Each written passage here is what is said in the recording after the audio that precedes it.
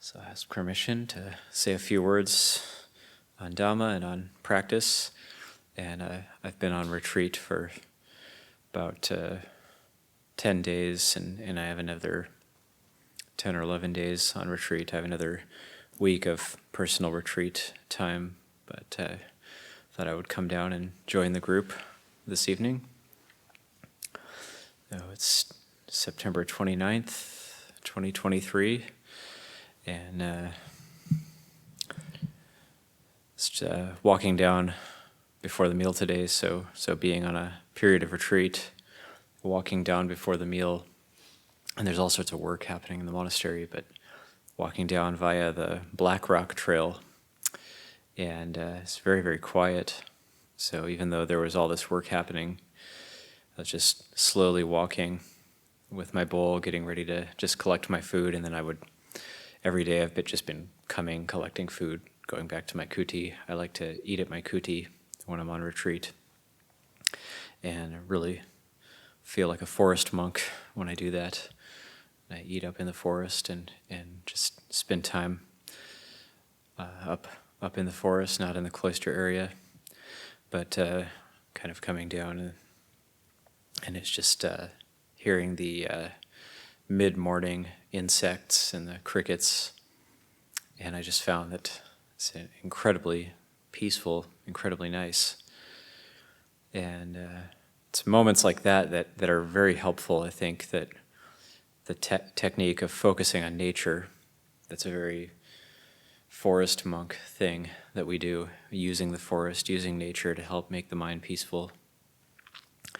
And then just walking a few more feet, and then there was a skid steer moving a big rock, and there was all this work happening, but just a few feet before that it was so kind of quiet and peaceful, and it was right next to the work that was happening. So I thought that was kind of a bit of a teaching, that there's stillness and movement, they exist together. And then just walking down this evening, just now, it's just very cool, pleasant weather, and yeah, feeling really nice. And just looking at the leaves on the trail, there was just a very brief bit of rain today, so some of the leaves on the trail were wet, and the smells, kind of the damp smells coming up from the forest. It's a very nice feeling. So this being the lunar observance night, I was thinking about past practice experiences, something that when we're down and out, when we're having a rough time, something that could be helpful is to think of past practice experiences, good experiences that we've had where we've maybe overcome obstacles, or we've done something we thought we couldn't do. And if we haven't had good past practice experiences, then we have to create them now, and so we do that by going a little bit outside of our comfort zone. And although these lunar observance days have been optional, some people have been making use of them and going outside of that comfort zone a little bit. And I was thinking back, even though I haven't stayed up all night through the whole night until dawn in quite some time, I was thinking, I can't even count how many times I did stay up all night on these lunar observance nights in the past 22 years. It's just so many, you can't keep track of it. But building up those practice experiences, and so I think of some experiences where, say, being in Anagarika and not being able to stay awake during the all-night sit, and being very tired. And we used to sit in the dining hall where the wall was on my right-hand side, and then we would sit along that wall and curve around. The Ajahns, Ajahn Pasano, Ajahn Amaro would be up front. And I remember falling asleep and my head slamming into the wall and being really embarrassed I would fall to the right when I fell asleep meditating. And thinking back on that experience, thinking, well, would it have been better to avoid that? Or is it better to have that experience, to have pushed myself to that point? And I thought, well, it's certainly better to have those experiences. And sometimes we might see somebody nodding when they're meditating, and we might be critical and think, oh, well, they're kind of, nodding, and they're not doing very good in their meditation. We might be judgmental, but we don't know. They might be pushing themselves. They might be going without sleep. They might be developing patient endurance. So we don't really know what other people are going through in their practice. And when we actually push ourselves a bit, then we might go through those things as well. But then another part of us might think, well, I shouldn't push myself to that point. That's not healthy. It's not good. And I might be embarrassed if people saw me. People might judge me if they saw me nodding during the meditation. So I'm just not going to push myself to that point. But that's not really the way of practice. And we can apply that to anything. Like, I'm not going to volunteer to be the work monk because all these people are going to criticize me and not agree with my decisions. I'm not going to volunteer to do this or that duty because I might make a mistake, I might fail at it, I might not do a good job. I'm not going to volunteer for this particular activity because I might not do a good job, I might fail, I might make a bad impression on people, people might see me in a negative light. But then we never gain experience. So doing the practice, pushing ourselves a bit, and also maybe sometimes volunteering to do things we might not want to do. And that's how we practice. We find that edge, and we push our limits a bit. We go beyond. So I think of just so many Wan Pra lunar observance nights, staying up through the night, and whether it was here or in Thailand, I remember I was really built up a lot of self-confidence for myself when I was able to stay up almost till dawn, 9 weeks straight at Pujamgam, and there was only 2 or 3 of us there. But we were having the midnight tea, and there was 3 of us having some Dhamma discussion. And I just remember one of them, it was so difficult to stay up. And I remember just being so tired, and it was about 4 a.m, and I was thinking, I'm not going to make it till dawn. And just laying down on the kind of rocks at Pujamgam, looking at the stars, and try to keep myself awake.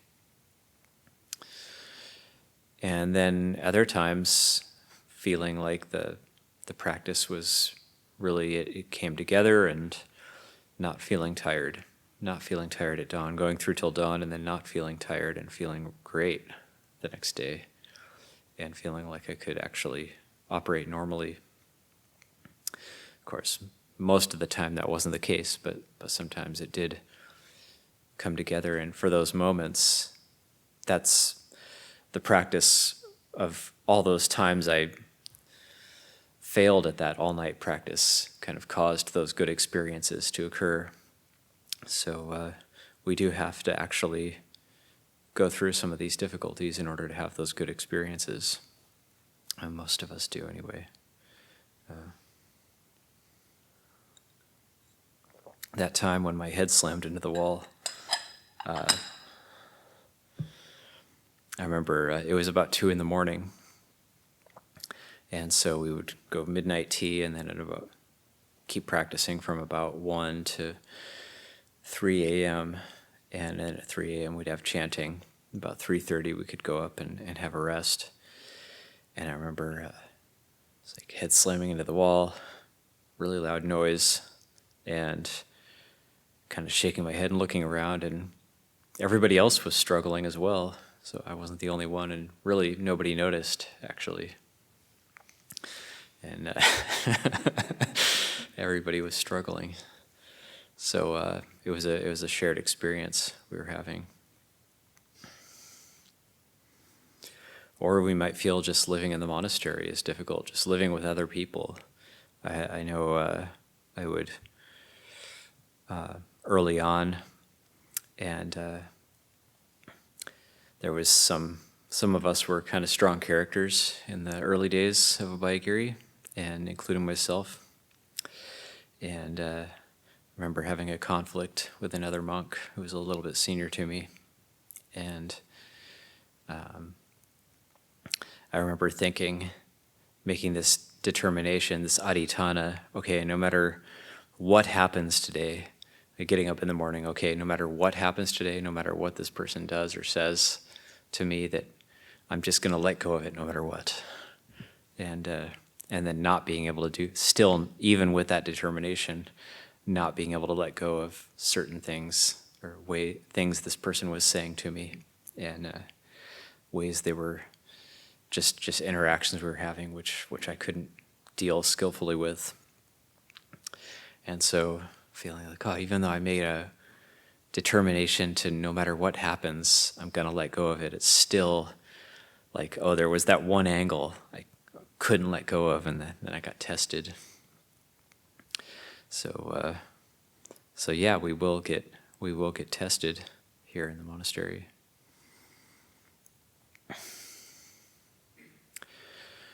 But I find now recollecting, like when I want to bring up maybe some energy, recollecting good practice experiences is very, very helpful.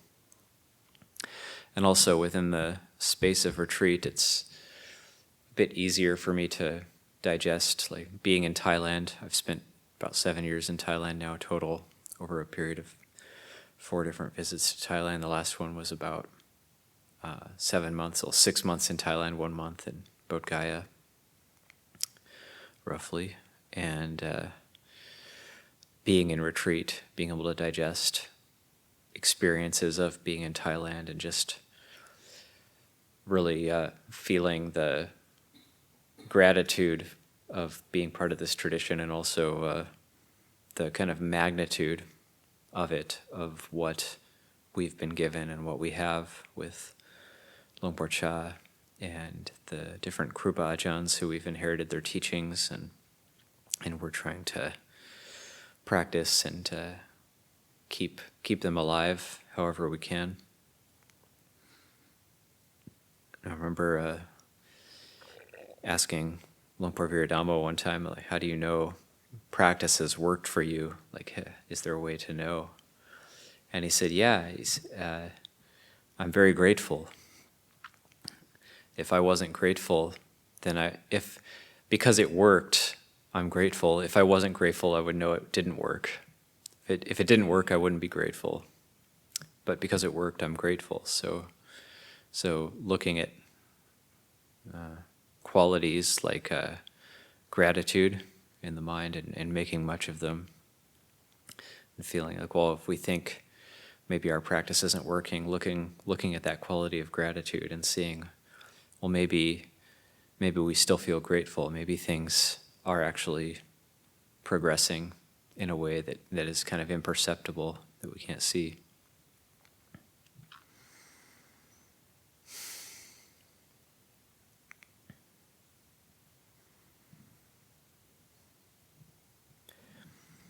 So also thinking, I guess a recollection that's been coming up for me a lot is that the world occurs in the mind, and we have kind of issues we have to deal with in the external world.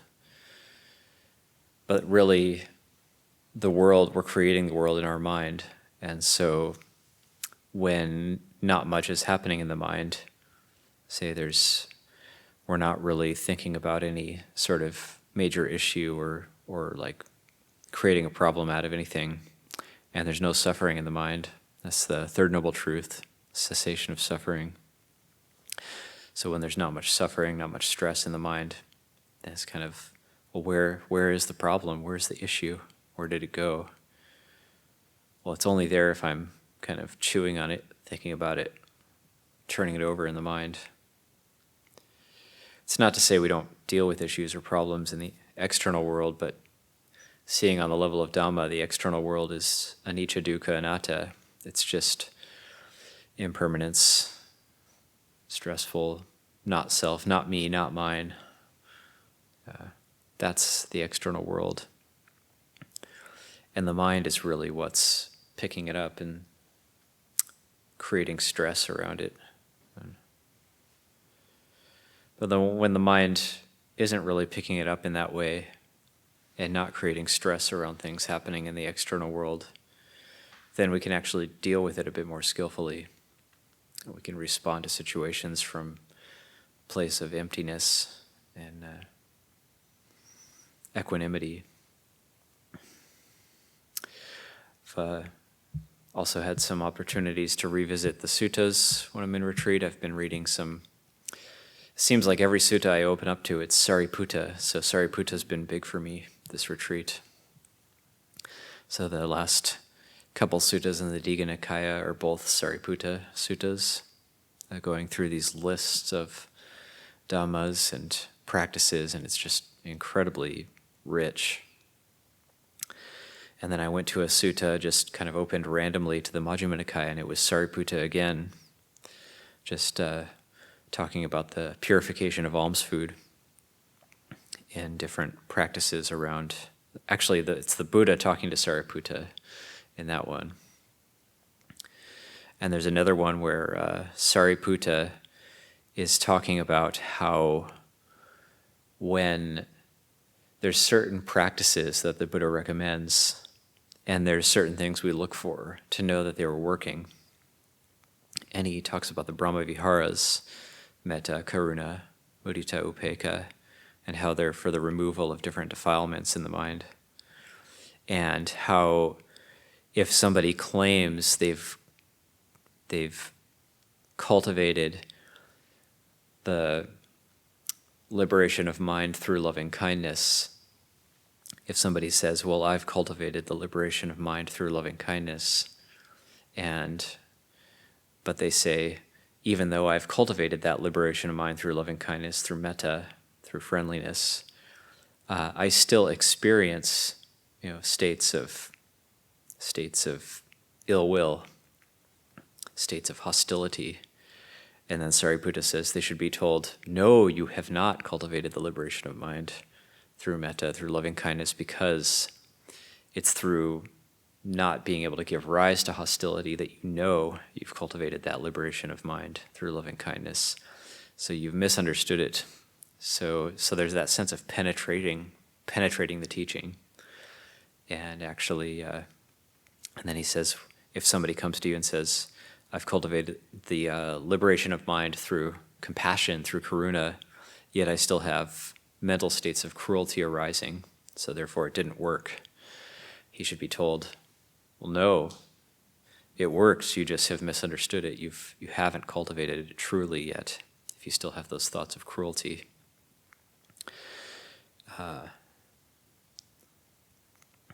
Then you have mudita. Mudita, if one says, I've cultivated the liberation of mind through mudita, through rejoicing, through sympathetic joy, yet states of resentment still arise in me. You should be told, no, you haven't truly cultivated that, because if you would have truly cultivated it, these states of resentment would not be arising in your mind. And then if someone says, well, I've cultivated the liberation of mind through equanimity, yet lust still arises in my mind, you should be told, no, you have not cultivated that, because the very way you have cultivated the liberation of mind through equanimity is if lust does not arise in the mind. So the cultivation of liberating the mind through those four Brahmaviharas, and Sariputta talking about knowing what results to look for. And I find that kind of teaching incredibly helpful. It also reminds me of a teaching in the Anguttara Nikaya in the Book of the Sevens, where there's certain things you look for to know that you've cultivated certain states. And one of them is, that comes to mind right now, is like if you still lack energy or have a lot of apathy and find it hard to rouse yourself to practice, it means you haven't yet contemplated enough that all conditions are stressful, all conditions are suffering by their very nature. Because if you had cultivated that contemplation, then you would be able to, it would be natural that that kind of impetus to practice would arise. So looking at these different ways of practice and what the results, what the kind of results we're supposed to be looking for.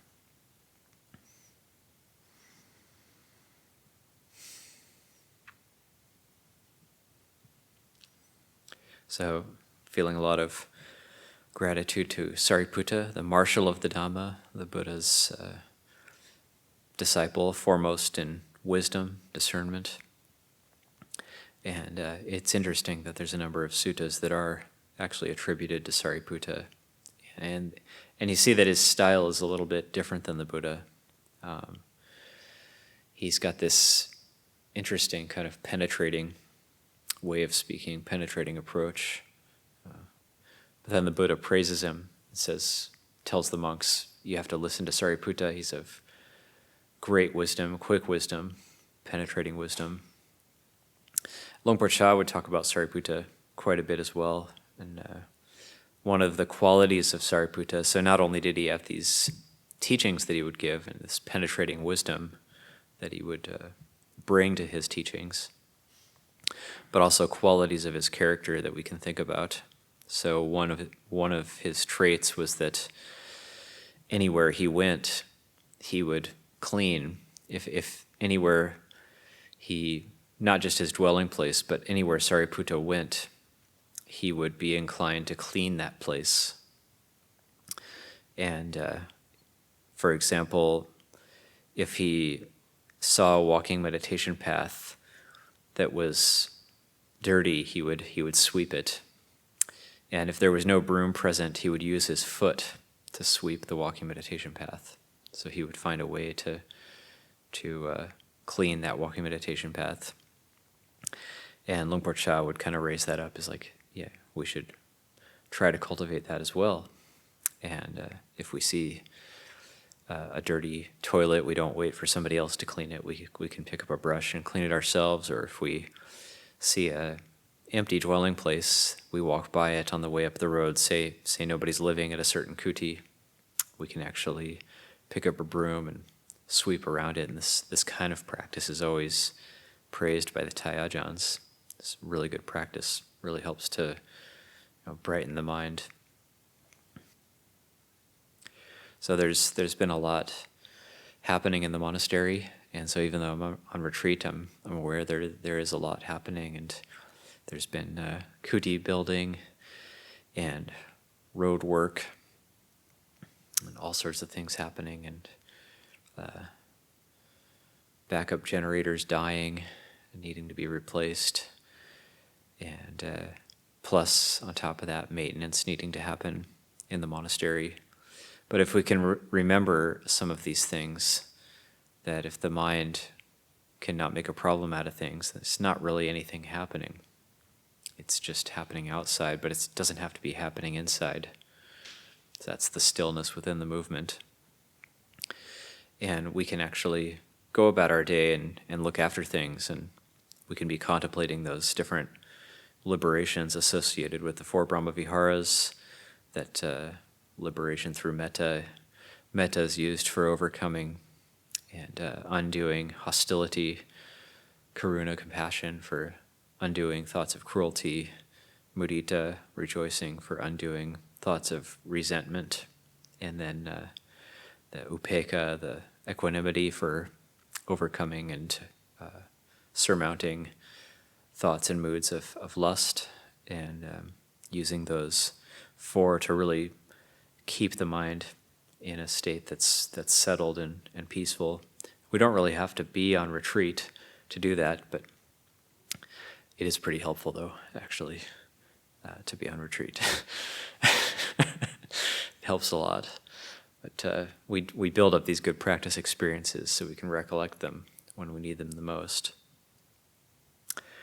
So that's probably good for this evening. I wish everybody well, and I'll leave it there.